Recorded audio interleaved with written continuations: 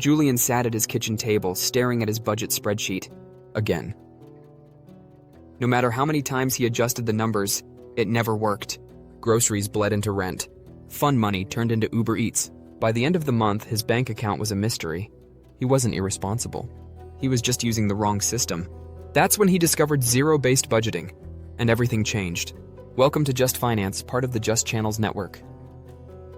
Like, subscribe, and let's unpack the budgeting method that feels almost too smart to be legal, but might be exactly what you need. You take your income, subtract estimated expenses, hope what's left over is enough. The result? Leaks, surprises, emotional spending, and guilt. Traditional budgets assume you're a robot, but real life? Messy. That's where zero-based budgeting flips the script. Zero-based budgeting means every dollar gets a job. You don't just say $200 for groceries and hope it sticks. You account for every dollar, even the last one, before the month begins. Your income minus your planned expenses should equal zero. Not because you're broke, but because your money is working for you, on purpose. You tell your money where to go, not wonder where it went. Step 1. Write down your total expected income. Step 2. List every expense category. Rent, bills, gas, food, subscriptions, savings, debt payments, even fun money. Step 3. Allocate every dollar until your balance hits zero. Not $5 left floating. Not $100 just in case. Every dollar has a destination.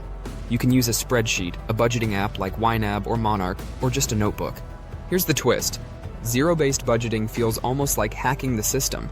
It puts you in control. It forces you to prioritize.